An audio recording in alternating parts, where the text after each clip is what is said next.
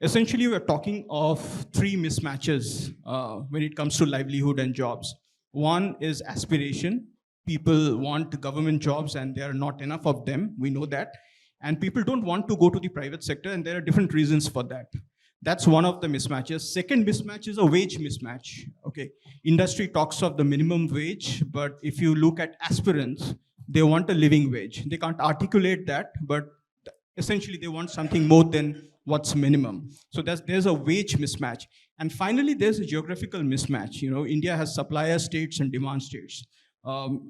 There's supply of labor in the east, central India, and the jobs are in the south, west, parts of North India, right? So there's a geographical mismatch. So jobs really don't come to you, you have to go to the jobs. It's a humongous problem, right? Hundreds of millions of people, all of that.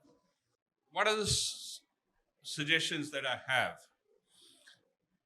Given that human resources cannot overnight be moved from a certain skill level to significantly higher skill levels. I mean, my favorite example is someone who is doing weeding in a field as a primary outside work outside the home.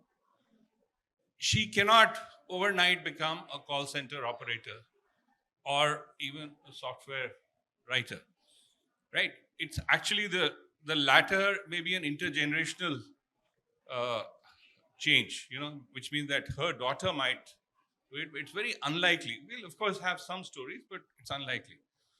So then what we need to do is find proximate opportunities. And by proximate, I mean both physically, where the people are, as well as not too far from their current skill endowments, or at least their potential to acquire some skills.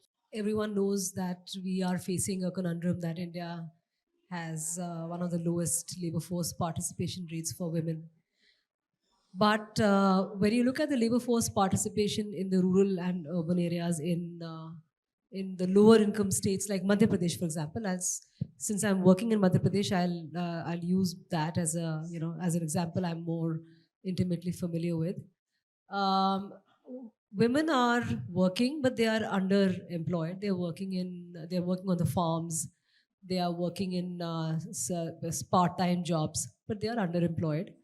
So that is a major problem, that even if you have labor force participation, is it remunerative enough to give them a decent standard of life? So the supportive policy interventions which can come in from the government side in terms of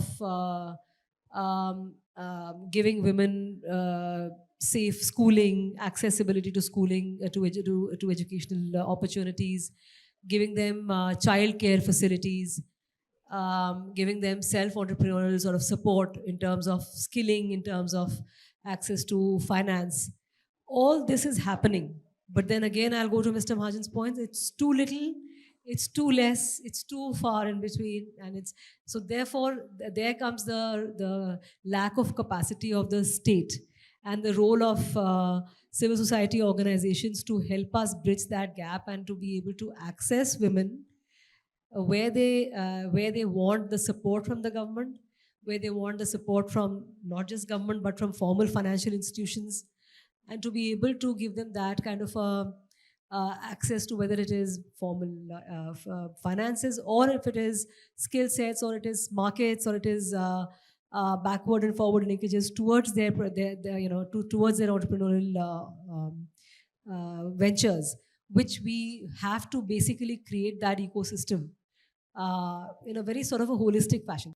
Does our school system do anything about Jal, Jangal and Zameen? Nothing, zero. There is some EVS lesson or something, but kids coming from agricultural communities, which is everywhere, they are not taught, forget techniques in agriculture, they are not even taught to respect agriculture.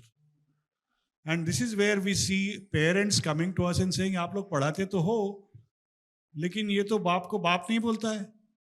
So what is this? What kind of a school is this? This school doesn't teach the children to respect their parents. Now, when you want a workforce, what you want human capital workforce for what? So it is traditionally believe that ये work, अगर आप तो school में जाओगे, 10वीं पास करोगे, 12वीं पास करोगे, कॉलेज में जाओगे, and then you will get jobs. And now more and more kids are finding out that that is not true. Nobody is saying it aloud. And it has nothing to do with politics. It has nothing to do with political parties. People just know now कि पढ़ाई करने पर भी ये नौकरी तो नहीं मिलने वाली. Lot of things are changing. And so we have to take a very close look at what we believe is education. And that education, fundamental problem, intervention तो छोड़ो एक तरफ, फंडामेंटल प्रॉब्लम इज हम लोग एजुकेशन वो उसको समझते हैं जो स्कूल में मिलता है, और जो स्कूल में नहीं मिलता उसको हम एजुकेशन नहीं समझते हैं. एक्चुअली असल में ऐसा हो रहा है कि स्कूल के बाहर ही सारा एजुकेशन ज़्यादा चल रहा है.